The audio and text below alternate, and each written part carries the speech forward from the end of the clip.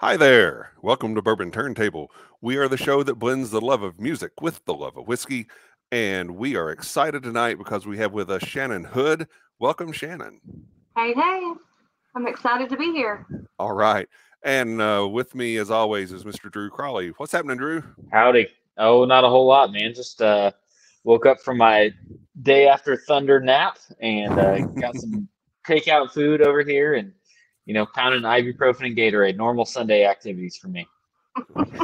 No, it does seem to be the case. It does seem to be the case. Benjamin Eves is usually with us. He is not here tonight.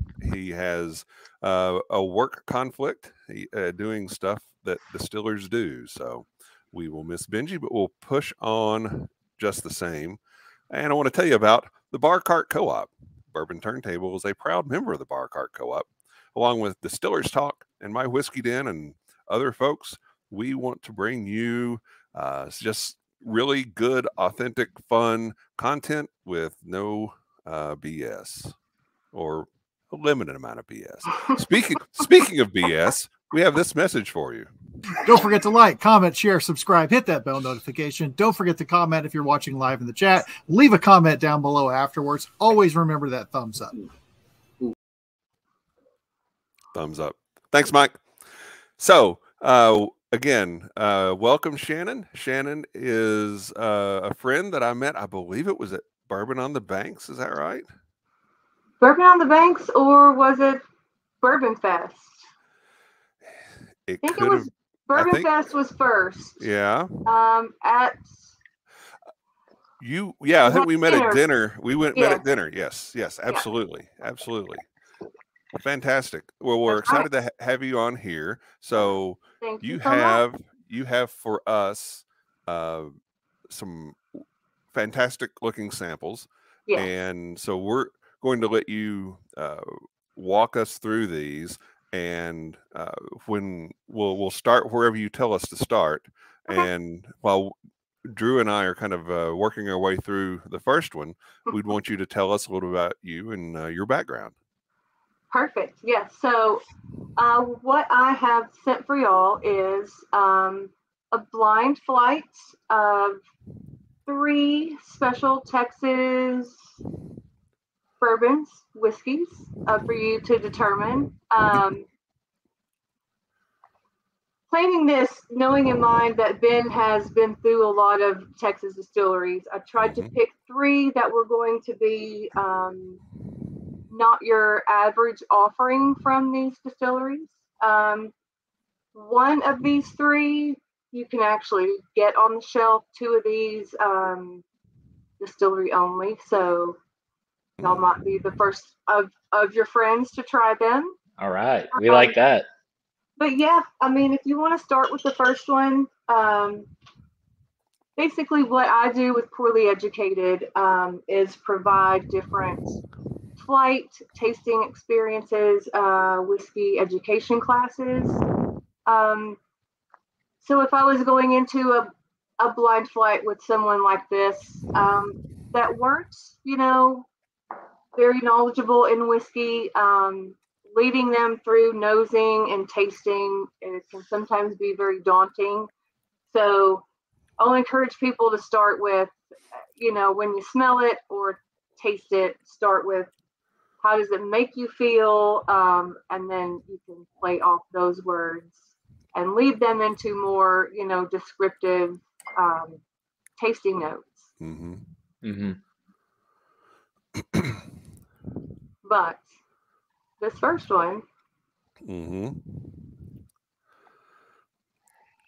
I get kind of a bubblegum thing on the nose. Maybe a little bit of like lighter tree fruit, maybe like Gala apple or pear. And then just a lot of it's not oak wood, but there's definitely a woody or almost like pistachio kind of nut note that pops out to me. Like maybe the pistachio shells. Mm-hmm. I was thinking along the lines of walnut, but okay. Yeah. It's got a nice spiciness to it that you don't get on the nose, but you get on the palate. yeah. Mm-hmm. And it's it's warm. I don't mean like it burns going down or anything, but it just has a nice warm taste to it. Yeah. Mm-hmm. This one to me is just pure bourbon candy almost. Mm-hmm.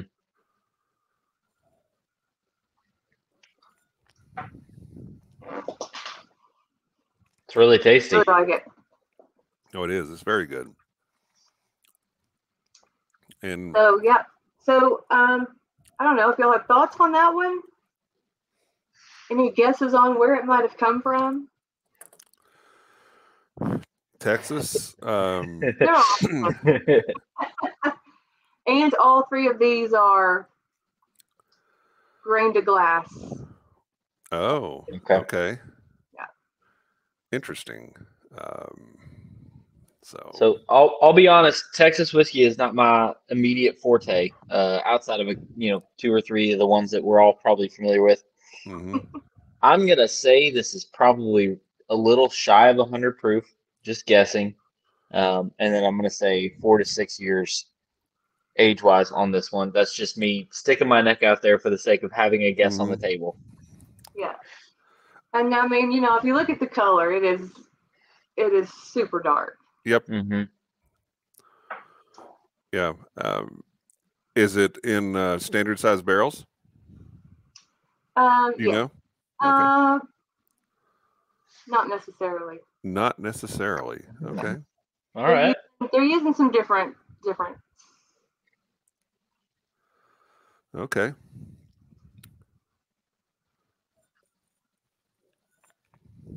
Am I ready for a reveal? I'm ready for a reveal. Please. I think this is really good. Yeah. You're gonna have to show up 2 bottles because actually on y'all sample, y'all got a bottle kill, and I had to open and pour myself a new one. So this is the Garrison Brothers Belmore. It is a special release they do once a year. That is a fundraising effort for the Belmore State Park here in Texas. 115 proof, so you're close on the proof. It is 5 years old, so this is actually a double barrel wheated bourbon. 4 years in charge American white oak, and then 1 year in a different new American oak barrel. They're using some specially made barrels that are a few different sizes. The second barrel that they're using actually comes from Kelvin cooperage, so it's going to have some toast to it as well. But I think this is just, especially if y'all follow me or know anything about me at all, I've been on a big toasted, everything toasted kick. And I think this one has some of those toasted finish qualities, especially with that second barrel being less of a char and higher on toasted. Two things. One, I've never been a big fan of Garrison Brothers, but I like this. I like this a lot. And as far as the toasted aspect of it goes, it's very deftly handled, because a lot of times I think it just gets over oaked in there, or you get too much of a campfire flavor to it. This you don't. It's really nice. It's nicely done. Yeah, I was going to say something similar with how balanced and mature it is. The proof is hidden. I was so shocked when you gave us the proof. I would never have guessed that, I don't think. And I think that speaks to the balance of the oak and the techniques used there. Yeah. And Kevin, I agree. I've never been, most of Garrison is, I don't know, too in your face kind of for me. I've never really been a fan of a lot of their products. However, this one has been one of my favorites. And what is the special release called again? Belmore. It's actually, people kind of screw up saying it all the time. They like to say it's Belmore, but you break it down. So this park, this swimming hole out in West Texas, it was kind of the idea. It was a special project of these three men who owned a big irrigation company at the time. So it's based off their last names, which is Balcom, Morrow, and Ray. So Belmore Ray, and that's where the name comes from. Awesome. Gotcha. But, so I think it was 2017 or so. The walls around this swimming hole at this state park were in disrepair, and that's when the fundraising began with the release of the Belmore from Garrison Brothers. Yep. But so that's one, which I know y'all can find Garrison Brothers most of the time where you are. I would assume that this release probably makes its way a little harder to find, a little more expensive than the traditional, the small batch Garrison. But it's super delicious, and I love it. Yeah, very good. Very different. I enjoyed that tremendously. Thank you for sharing. Yes. Yes. All right. So tell us, as we're moving into sample B now, okay? But while Drew and I are working on that, tell us a little bit about Poorly Educated. So the whiskey business is a later in life thing for me. I've always been a whiskey drinker. Started drinking whiskey with my grandmother at a very young age. She poured herself a glass of Jim Beam every night, and anytime I spent time with her, that's what I would drink as well. But I helped found a couple of whiskey clubs here in East Texas. I then went to work for a distillery in Texas. And last fall, kind of felt I'd learned everything I was going to learn there, and it was time for me to move out on my own. So Poorly Educated was a way for me to do what I wanted to do in the whiskey industry, which is, teach and promote and just educate people on the spirit itself. I love everyone I come in contact with in this business, and it allows me to travel and drink and talk about whiskey, which are a lot of my favorite things. It's not a bad way to spend the day. Yep. So I offer monthly tasting events that'll each have a different theme. This month is Let's Get Toasted. Obviously, we're drinking through all things toasted. And like in those, you'll get to sample anywhere from 5 to 7 different ones. A lot of stuff I'll bring in people can't find here in Texas, or if I'm traveling to another state, I'll try to bring things that would be new to wherever I'm going. Private parties, online events, Poorly Educated is really whatever the experience calls for. Are your monthly events live or online? They are in person. Maybe in the future can work a way to, have people zoom into those. But yeah, I will, I travel to wherever people call me and ask me to come. Awesome. And how long have you been doing this, you say? I started Poorly Educated last fall, right about the time that y'all, yeah. So Ben, I first met right before that when he was doing his little tour through distilleries on through Texas. I knew we had been friends on Facebook. We had lots of whiskey friends on Facebook in common. But it was kind of after I accepted that, hey, can I come by the distillery? And I was like, oh yeah, I'll be the only one there, but stop by.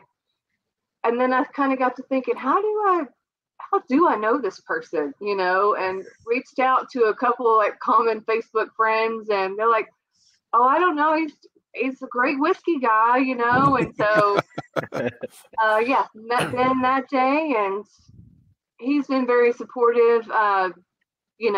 Met y'all at that first dinner in September, and Yeah, I can't thank you enough for just being as supportive of me as you have been.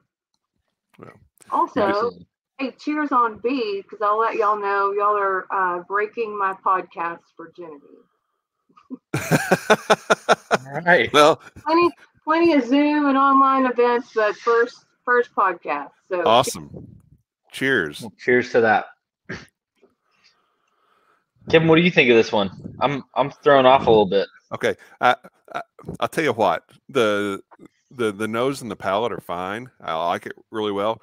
The finish is what grabs me on this one. It's like a spicy honey, and it gets sweet and coats your tongue like a honey might. But then a spice kicks in there, like a little bit of a red pepper, maybe jalapeno, something. Yes. And man, the finish on this is the star of this show, in my opinion. I'm right there with you. I was thinking through just my own kind of notes. I was thinking like a frosted shredded wheat and then a habanero pepper. Okay. Yeah, there's some pepper kind of coming in there on the end. The This nose. one, it's going to be the mash bill that's throwing you off on this one. Okay. Now you've got me intrigued. Are we dealing with a different varietal of corn on this? Not necessarily. Not necessarily. Okay. Anything different about the aging technique? Barrel size, barrel warehousing, or anything? This was 53s. Yeah. All aged here in Texas. Okay. This one is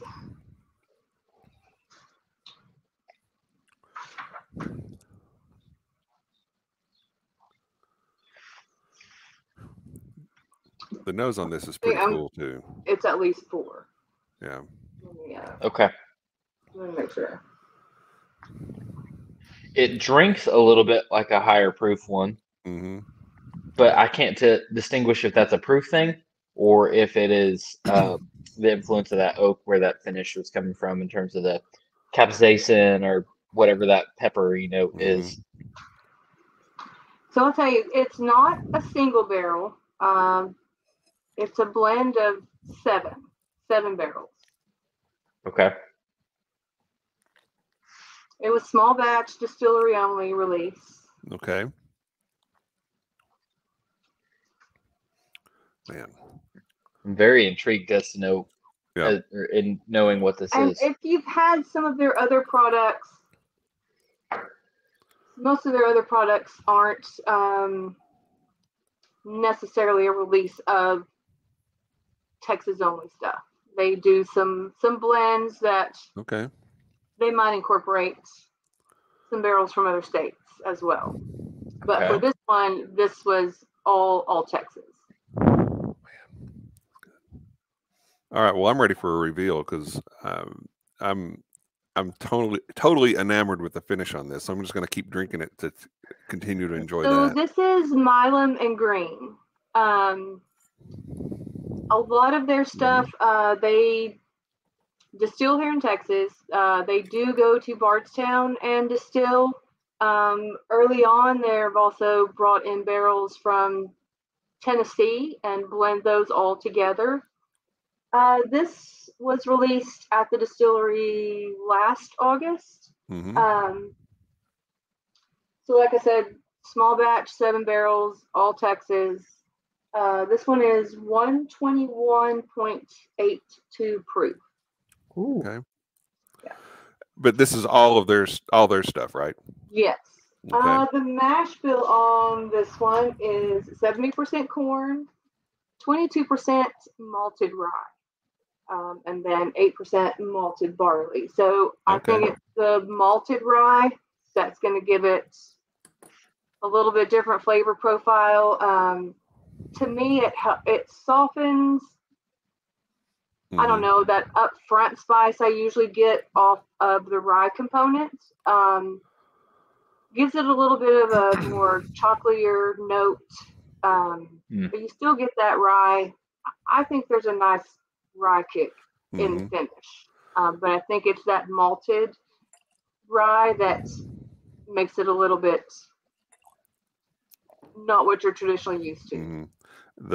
I like a malted rye. Yeah. I've had some really good malted rye stuff from Stumpy Spirits, Limestone Branch, just some great stuff with malted rye as well. Portero out in California, they've got 100% malted rye product that is out of this world. So I enjoy that. When I worked for Tawakero in Texas, their rye is actually a malted rye, 68% malted rye, and that one is super nice chocolatey to it. It's almost like, Whoppers and bourbon, or Whoppers and whiskey. Okay. Well, that's interesting because I didn't realize Milan and Green had stock that was that old. I knew they had sourced for a while, but did not realize they had anything that was that old. That's great. Yeah, they have actually been when they opened. Was it 2017? So they've been laying some stuff down since then. Okay, that's really interesting. I'd be definitely interested in picking up a bottle or two of that. That's really good. Yeah, and every time they do, the distillery series, they're, always a little bit different flavor profile. Right. But yes, so yeah, that one unfortunately you can't find in a store, but okay. That's why I sent y'all 2-ounce samples so that y'all could, have some for now and then come back to it later. And that will absolutely happen, maybe sooner rather than later. Okay, now we're on to sample C. If I can get this in the shot, there we go. Sample C. You can kind of see the color on that. Also another very dark, very dark. Yes. Yes. Okay, the nose on this is just crazy. Okay. Is this finished in a secondary barrel, like a sherry cask, or does it say Madeira? No. Wow. They got some good funk going on this then. Whoa. That is okay. Is this a bourbon? No. No. Okay. Thank you for that. Okay. Is it an American single malt? No. All right, then I am at a loss completely. Oh wow! What in the hell did you give us, Shannon? This is wild. Okay, because the nose for people that are watching or listening, the nose on this has just an incredible funk to it, and I was thinking that it was some super old wine cask that had been finished in, but Shannon says that's not the case. No. And you take a drink of it, and it absolutely just saps the moisture out of your mouth. It's highly tannic. I don't know if it. It's certainly not over oak because it's got a really good flavor to it. But boy, it'll do a number on you there. This is fascinating. It almost drinks like some of the older Armagnacs that we've had. In terms of that grape component and how much oak there is present. Sorry to cut you off there, Shannon. Feel free to. No, that's okay. So you just said a whole bunch that should give you a clue as to where this is coming from. You can only say the word Armagnac and think of one Texas distillery. Well, I'm thinking of Iron Root. Yes. And there's some chocolatey notes on this too. Mhm. Because that first taste, it kind of catches you off guard. It's like, okay, this is something that you were not expecting at all, even though the nose was very different. When you taste it, it's very different. That second, third sip, you get a really nice, rich chocolatey note on it. So this is a special, again, distillery only release. This is this past winter's every spring and winter solstice, they do a tri-barrel release. Mm-hmm. So it's 3 barrels of their Harbinger blended together. This particular one is a 4.5-year-old purple corn, European oak, char 1 heavy toast, 53-gallon barrel. Wow. It's also a 5.5-year-old bloody butcher corn, American oak, wave stave, 53-gallon barrel. And then it's a 6.5-year-old purple corn, European oak, char 1 heavy toast, 53. Wow. So it is a 3-barrel blend. Released at, this is 129.8 proof. Mm-hmm. But yeah, that's just so absolutely one delicious. is, just all the different corns. I love how they play around with the different heirloom corns. Yep. If you ever get to visit the distillery and get in the back and get to taste out of some different barrels, Mm-hmm. there's so many, experimental corns and grains back there. I love that family. They have always been super supportive of me, and just an amazing family. Yeah, I got to. Well, I was told by Maggie Kimbrell, who's now the president of Bourbon Women's Society, several years ago. She said, "You need to try Iron Root." I said, She said, "It's a whiskey of the year." I said, Yeah. "Okay, where's it from?" She said, "Denison, Texas." I said, "What is a Denison, Texas?" But I found a bottle of the Harbinger, because that's all we get here. But found a bottle of the Harbinger and fell in love with it. Yeah. And she connected me with Robert and Jonathan, and talked to them, talked to their mom, and wrote an article about them a few years ago, and just love those guys, love what they're doing. It's a great story. They make fantastic whiskey, and they're supposed to be on the show, I think, next month. So Great. Yeah. Love them. I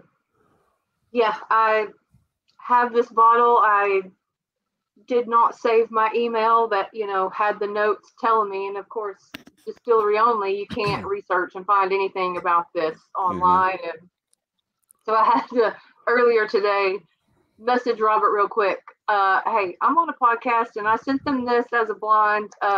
Give me some quick details. So. Yeah. Well, this is very interesting.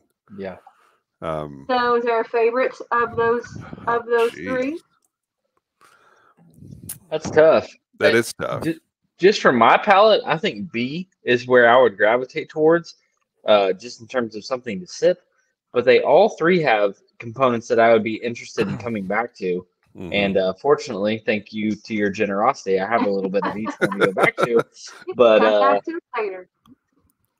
Yeah, I think B is where I lean. I think I would go towards C, simply because it is so unique, and it's one of those things. It's one of those things. If you're with a group and you're trying different bottles, you can say, "Okay, now try this," mm-hmm.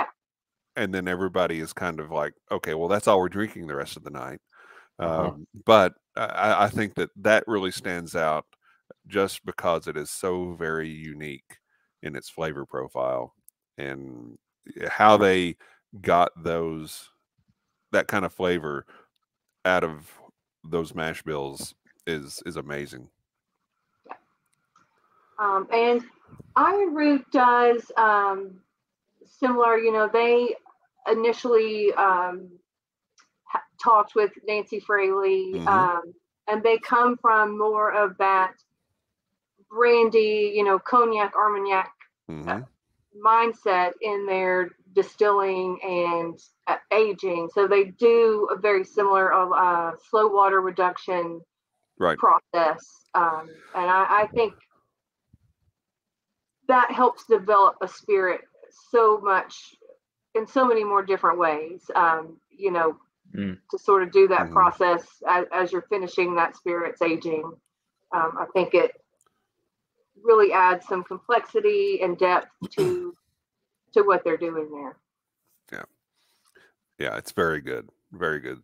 All of them were. The Garrison Brothers surprised me because, like I said, I've not really been a fan of Garrison Brothers before, but I think this is fantastic. The Milan and Green, I learned more about them and that they've got some aged stock down. And I thought this was really good. Like I said, the finish on that was just fantastic. Yeah, it was pretty special. Very, very memorable. And then the Iron Root, man, it just takes you on a ride from the nose to the finish, and just really, really special stuff. So, and I love showcasing, whiskeys or bourbons that I find like that. As a whiskey sommelier, everyone always asks, what's your favorite? I don't have one. I can talk about some things that I find interesting right now, or my top things of the last year, but yeah, don't ask me. I mean, as you can see behind me, there's way too much to choose from, and I have no idea. There's so much going on in this head, but don't ask me for one particular whiskey. Right. Right. Well, we won't ask you for one particular whiskey, but we may delve into some other topics on that a little later. But this was a fantastic tasting, and I can see why Poorly Educated is just doing as well as it is. You've done a great job planning out this tasting, and you knew your stuff. You knew the background on these things. You were able to coach us along towards figuring out what was what, and I really well done. So, and I like to try to guide people, to find more about guiding them towards a whiskey or bourbon that they do like. We're all not going to like everything. I don't want to. I haven't put myself on a high enough pedestal to say, someone's going to care about if I like it, what it tastes like. Here's what you should taste when you taste it, because we're all different. And hey, try this one. You don't like it? Let's talk about what you don't like. Is it too high a proof? Do we need less rye content? We'll find something you like. Right. Right, and doing it through a blind tasting is the absolute best way to do it, because you find people say, "Oh, I don't really like rye." Well, okay, that's probably because you've had a 95.5 rye out of Lawrenceburg, Indiana, and that's all you've tried. And that doesn't mean that that's bad, but that that's just so prevalent out there that okay, let's try some other ryes, maybe in a blind tasting format where you don't know what's what, and then let's see what you like. Try a malted rye, Yep, absolutely. That's going to be completely different. Absolutely. All right, well, we're going to wrap up side A of the show here and flip over to side B. We're going to talk with Shannon about some music. She is a music nut, so she fits right in with us on this show. But before we do that, we're going to talk with you a little bit about this event, History of Distilling in Indiana's Black Forest. Our friend Alan Bishop, actually just yesterday as we're recording this show, did a presentation at Beck's Mill in southern Indiana, and talked about the history of distilling in Indiana's Black Forest. And he actually went into a lot of great detail, like prehistoric detail on when distilling actually got started and the connection with distillation and spirituality. And it was a fascinating presentation. Well, it went so well, they're going to do it again. This time they're going to do it at the John Hay Center, also in Southern Indiana. It is on Friday, May the 20th at 6 p.m. There'll be a tasting with Spirits of French Lick. They'll have their whole lineup out there. You'll be able to try Matty Gladden, William Dalton, Lee W. Sinclair, as well as Aquavit, Absinthe, Apple Brandy. There'll be a nice lineup for you to try. And then at 7 o'clock, they'll be doing this presentation. Admission is $15. It is a great way to spend a Friday evening. If you are in the area, make plans to go see it. If you're not in the area, make plans to be in the area and go see it. You will really, really enjoy it. Alan does a great job with it. It's very entertaining. So, all right. So we're going to go over to side B of the show. And while we're doing that, I'll tell you right now, I'm stealing from a page from our friends at My Whiskey Den. And I've done a blend of these three that we tried. So we'll see how that goes. All right. So Shannon, I know that you're a huge music fan. Yeah. But pre-show we were talking about what your weekend was, and it was basically 3 different concerts. Yes. But tell us all completely different genres of music. Yes. So tell us what your first concert was and when, if you can remember that. Very first concert, 2nd grade. Had a crush on Shaun Cassidy. Yes. We lived in Marshall, Texas. My across the street neighbor also had a crush on Shaun Cassidy. Mm-hmm. He was performing in Shreveport at Hirsch Coliseum, and our mothers took us to the show. I think that same week he was on the cover of People magazine, so we had our People magazines at the show, screaming for Shaun Cassidy. That's awesome. Now, was this at the time when he was in the Hardy Boys, or was this? Absolutely. Yeah. Okay. Yeah, I remember that. Yeah. Well, don't judge me on that. It was 2nd grade. Okay. Well, I remember Shaun Cassidy's hairstyle. Yeah. Okay. It's kind of everything was parted in the middle. And very almost like a Farrah Fawcett, very feathery. Yeah. I for my entire life, my hair has been parted to the one side.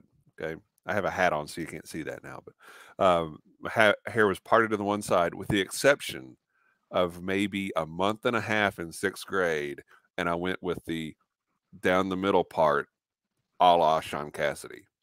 So for a brief period, you got to be Shaun Cassidy. Well, I wouldn't say that, but yeah, that was a moment of weakness, I suppose, on my part. But anyway, so Shaun Cassidy, that's awesome. So Shaun Cassidy, yeah. But that access to Shreveport, then growing up, carloads of teenagers, we would all make the trip over to Shreveport and Hirsch Coliseum. Mm-hmm. Because back then it was general admission. So you want to be front row, you can be front row.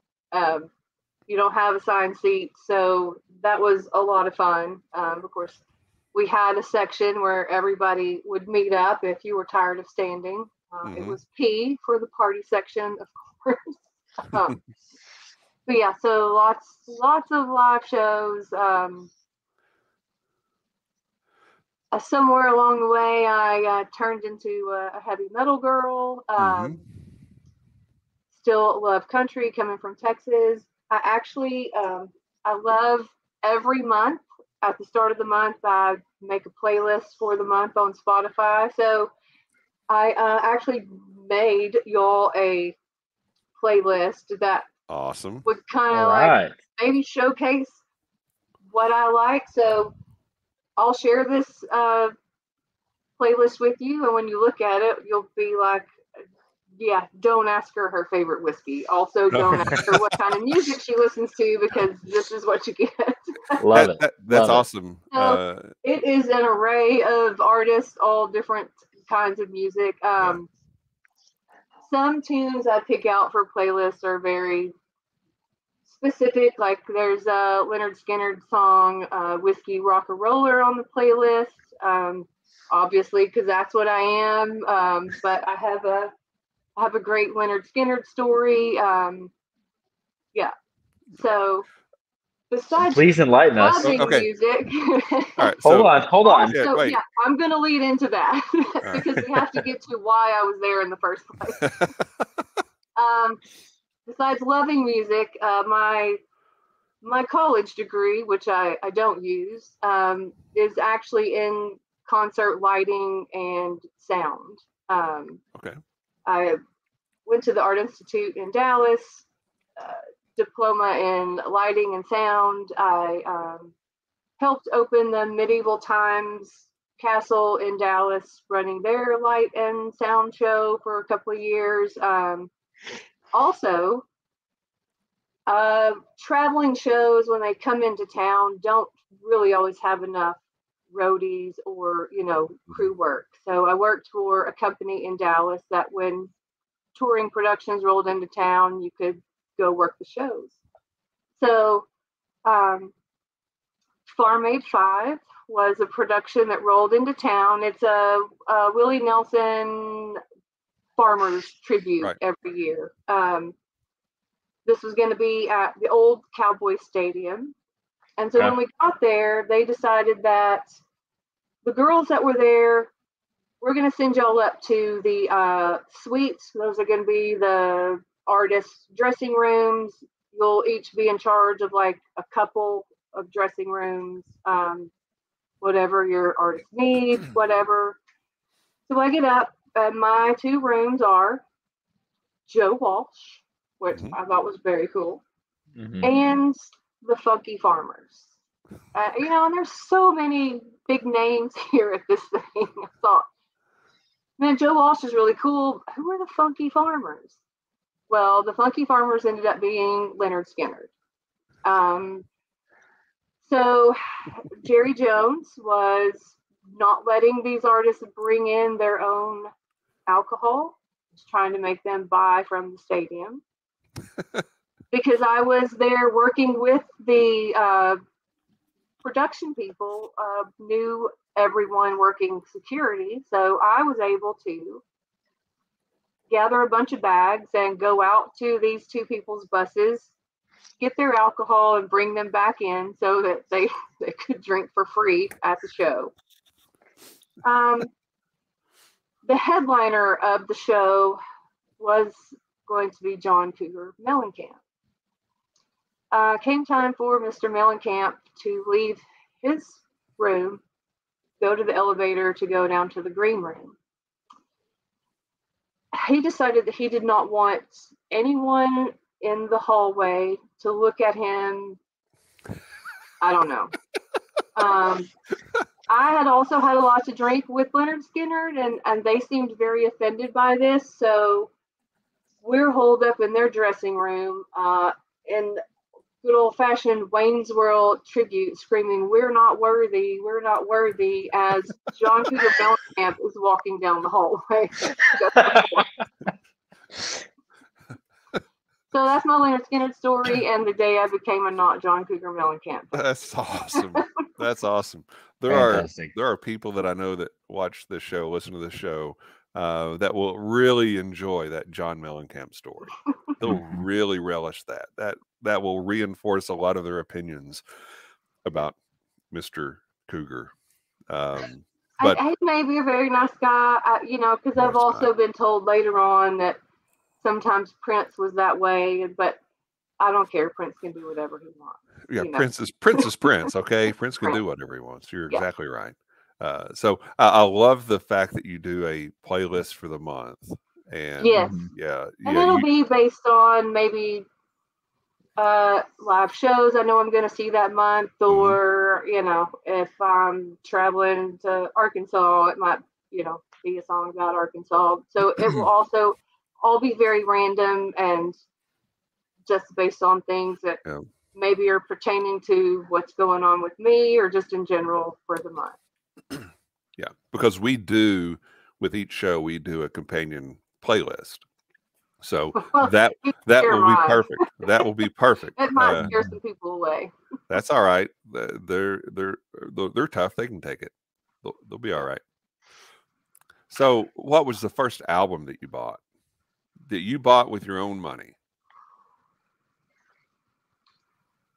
That's really, I don't know the answer to that. I mean, I remember growing up every weekend and record stores were still a thing in the mall. And, every Saturday going in and buying a 45, or an album. My parents were always very big into music, always taking me and my brother to, we went to see Alabama at this hockey talk in Longview, the Rio Palm Isle, which is out of business now. But so they were always, very supportive and, letting us say, hey, we want to go to the show, or, I want to buy this. I do remember my mom actually being with me when I was trying to purchase a Prince album, and her, like asking the record guy, like, who is this? And, him just saying, I don't know, a bunch of people are buying it, but yeah. I saw your post about it being the anniversary of Prince's death. And I remember that day because I called my dad that day and I said, I just want to thank you for taking me to see Prince on the Purple Rain tour. Oh, wow. I know he toured, but, there was a point where he, they were very private, not big public shows. And, a lot of people didn't get the chance to see him live. And yep. So I just said, hey, thank you so much for, allowing me that opportunity. That's very cool. Yeah.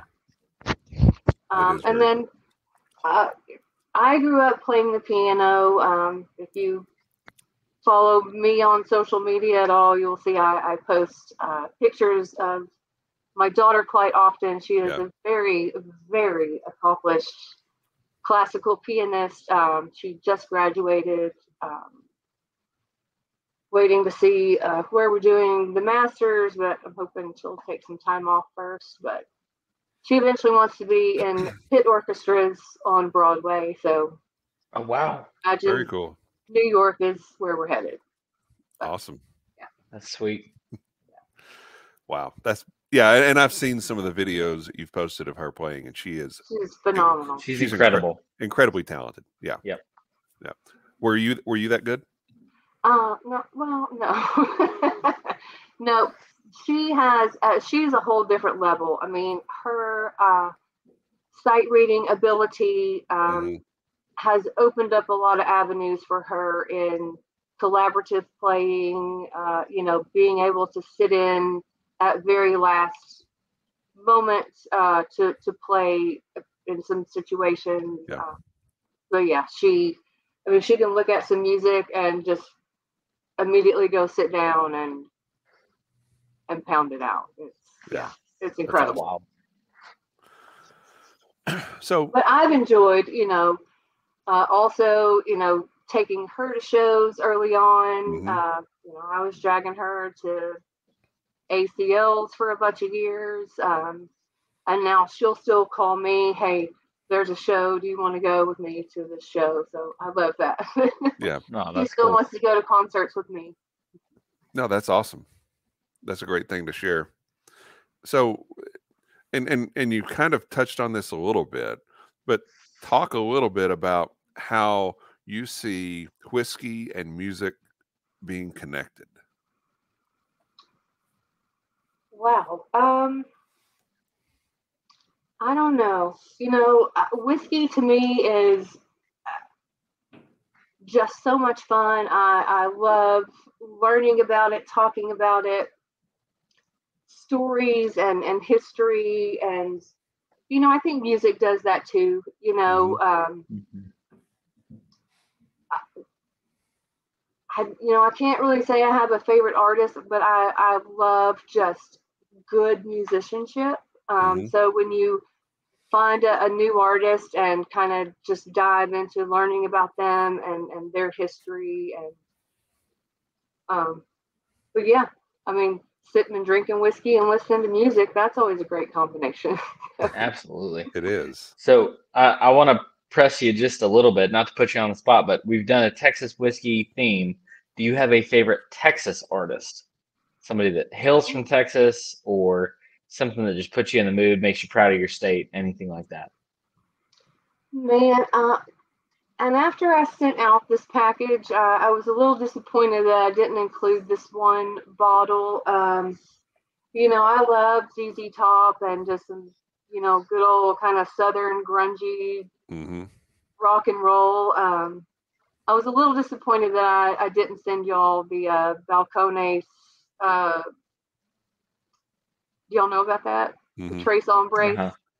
Yes. Yeah, I was a little disappointed I didn't include that, but then I didn't know if y'all had already tried it, because I know y'all talked about ZZ Top not too long ago. We did talk about ZZ Top, and yeah, that was a fun show, fun conversation.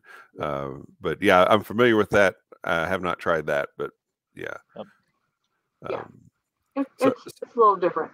So are you so ZZ Top, is that your favorite from Texas? Yeah, I'd put them at the top of my list. Okay. Hard to go wrong there. Although they haven't made an appearance on that playlist I made for y'all. Okay. I'm not sure any Texas people have. To kind of stay in that Texas realm, what do you think of Stevie Ray Vaughan? Love Stevie Ray. Yeah. Yeah, love Stevie Ray. That picks in the bag. We did a cool. I did a cool pick with my East Texas club. There's a 6th Street rye. Of course, it's a source. They didn't make it, but it's in a very cool guitar-shaped bottle. Oh wow! And we titled ours "Ride and Joy," and it's got Stevie Ray on the back. Love it. Oh, that's amazing. Ray, love Vinnie Paul and Dimebag. You know, they're not, the whole Pantera band's not from Texas, but right. What about some of the newer Texas artists? People like Suzanne Santos and Gary Clark Jr. and love Gary Clark Jr. Phenomenal. I don't know the other person you said. There's another young guitar player, Zach Lynyrd, also out of Austin. Think, you know, young Jimi Hendrix, Gary Clark Jr. He's phenomenal. Trying to think of somebody else. I love Kevin Fowler, Uncle Lucius, Paul Coffin here out of Tyler. Yeah, I mean, there's some phenomenal artists. You're giving us a lot to go and look up tomorrow. I think I've got a Texas themed Monday ahead of me. Paul Coffin, they call him Big Velvet. Yeah, definitely need to listen to him. Whiskey Myers, they're from the area. Yeah, big fan of Whiskey Myers. Now you're from Tyler. Do you know the band? I am Tyler, East Texas, so halfway between Dallas and Louisiana. Yeah. As you can see from behind me, I'm in the woods. Yeah. I joke that it's my bat cave. It's the house that stores my whiskey. I'm here on occasion. Are you familiar with the band King's X? Yes. From Tyler. Yes. Yeah, one of my favorites. And also here in Tyler is the Robin Hood Studios, where ZZ Top first recorded. A lot of people recorded here. Then you have Don Henley from actually where my family is from, even further east, Marshall and Jefferson. Don Henley's from the Linden Jefferson area. I grew up fishing on Caddo Lake, the lake that he's always raising money to save. That's awesome. Awesome. It's awesome. The last concert you saw was what, yesterday? Last night, yeah. So my last 3 days have been Thursday was Turnpike Troubadours in Fort Worth. Friday night went back to more of my heavy metal vibe, so Testament and Exodus. And then last night was Billy Strings. Oh my God. Psychedelic bluegrass. Yeah. Yeah. So yes, I'm so glad that live music is back. I mean, 2020 and 2021, not being, I love live shows, especially with my background in lighting and sound. I am there for the live show experience. Last night, Billy Strings' light show is phenomenal. Yeah.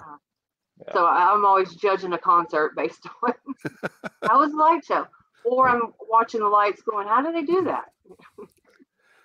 Now, do you, I'm not trying to compare my background or ability to yours because you're obviously very formally trained and have a lot of experience, but I work sound at church. Okay. And again, not trying to equate the two. But when I'm at a show, I'm constantly critiquing the sound and the mix. I'm guessing you do that as well. I do, yeah. I'm constantly, watching, what sort of audio visual, shows going on. What color lights are you using? Especially last night at Billy Strings, and I noticed it last night at Elton John. Just the colors of some of these lights, are not your basic, primary kind of colors. They're these beautiful, like almost like pastel, like watery color kind of lights. And I'm just loving what that brings to, a mood to a show. Yeah. Mm-hmm. So yeah, I'm constantly, and Jack White, with his new album coming out, I've done a lot of research. There's actually a YouTube video, I think it's called How Jack White Uses Color. It talks about, the white stripes, red and white and black, and then breaking off and going into the blue phase. And I saw him in concert at Memphis in May, I think it was 2018. And his whole show was like in this blue, like light blue turquoise kind of light. And when I was at the Art Institute, one of my projects, I had filmed a music video for a band, but I told them I only want to use this one color. It's called cyan blue. I mean, it was that exact color that he used in his show. And I was like, hey, I did an all blue show one time too. But that was awesome. A great show. So I love, researching and seeing how they're using color to, incorporate or brand themselves. Yeah. He went to the extent of dyeing his hair that color on this one. But yeah, you're absolutely right. All of his solo stuff has had that blue color to it. Yeah. And not to, because we did a Jack White show last week, a couple weeks ago, but he was so particular about the color on the white stripes that it was red, white, black, nothing else. Yeah. That when they were trying to get a recording contract, there was a recording studio or a record label out of Chicago that offered them a contract, and they turned it down because the label insisted that they have their green logo on the front of the album cover. Front. And they refused the contract because of the color. So it's crazy.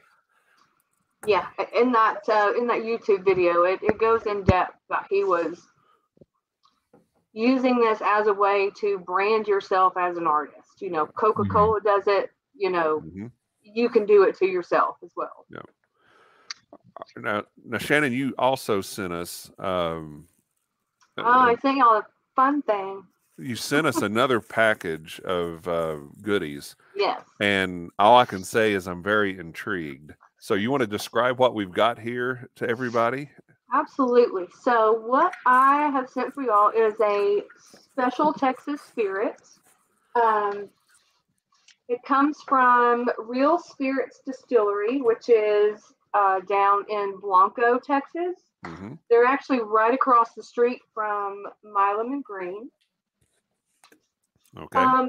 And they do make, whiskey. They started off as really a beer distillery, a brewery, and then started making spirits. But Davin, the head distiller, is a big outdoors fisherman, hunter. So once a year, they release a spirit called Totem.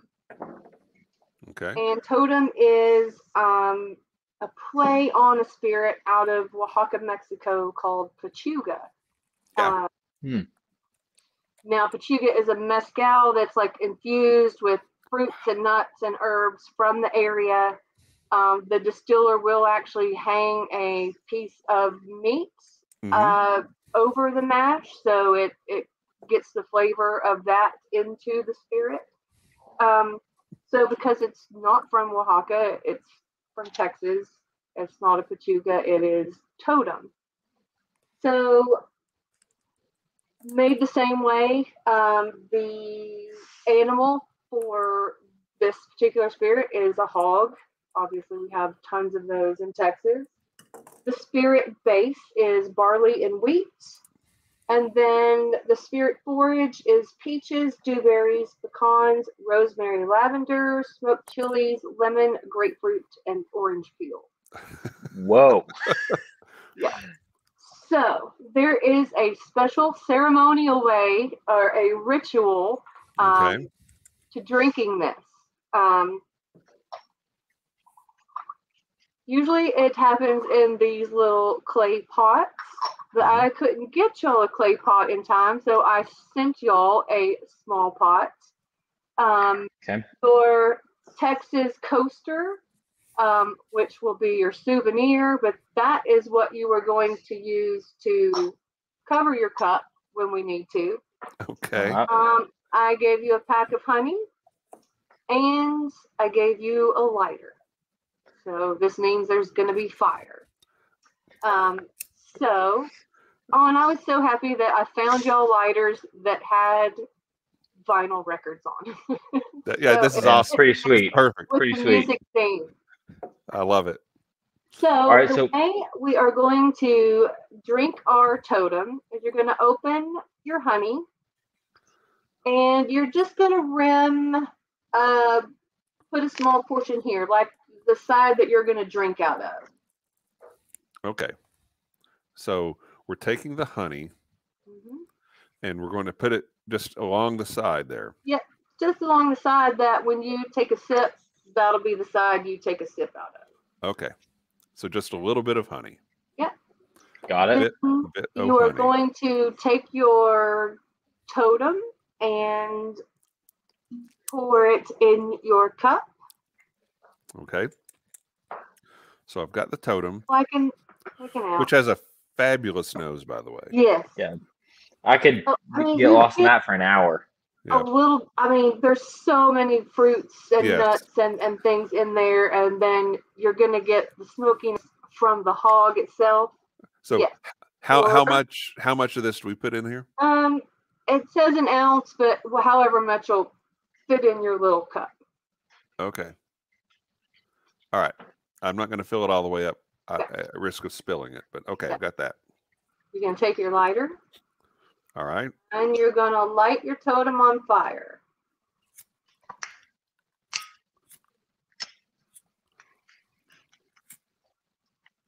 Ow.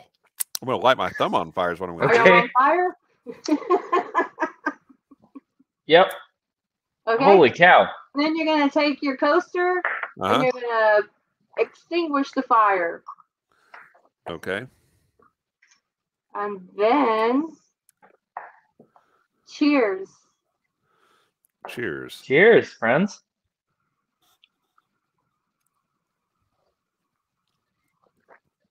Oh, wow. Whoa. That's awesome. That's That is fantastic. different than anything I think I've ever tasted in my life. That's awesome. So That's interesting. wild. You sort of get that meaty, smoky thing, but then all of that fruit and the herbs and all that kind of stuff kind of washes back through. Yeah. That's crazy. I get a lot of that lemon peel and grapefruit coming out right there on the end. Mm-hmm. Yeah, grapefruit. I picked that up strong. Man, you know, that would go great with some barbecue, especially Texas style dry rub. I would smack some of that. Yeah, that's just so full of flavor. That is so cool. Wow, that's delicious. Thank you, Shannon. That is so Yeah. cool. And the spirit itself is 110 proof. Okay. Yeah. But yes, I love sharing that spirit with people outside of Texas. Super interesting. Such a great bunch of people down at Real Spirits as well. So let's talk a little bit more. Tell us, everybody, again about Poorly Educated, because what you've done here with us today is extraordinary as far as the different types of whiskey that we talked about. And when you're doing your tastings, you're not just doing Texas whiskey, but for us, you did. Oh, absolutely not. Yeah. And so that was very unique. So you can be very specialized in what people might want you to do. And then you've got something that has an experience to it, a flair to it, that is going to really stand out to the people that would hire you to lead their tastings. So tell everybody again about Poorly Educated and how they can contact you and how they can get you signed up to take them on this journey. Sure. Poorly Educated, whiskey education, like I say, carefully curated flight experiences, whiskey tasting experiences on Instagram at Poorly, POURLY_educated. My personal Instagram is WTF Whiskey Travel Food. That page you'll find a lot more of my travel shenanigans. Poorly Educated is also on Facebook. Website is coming. I had somebody working on it.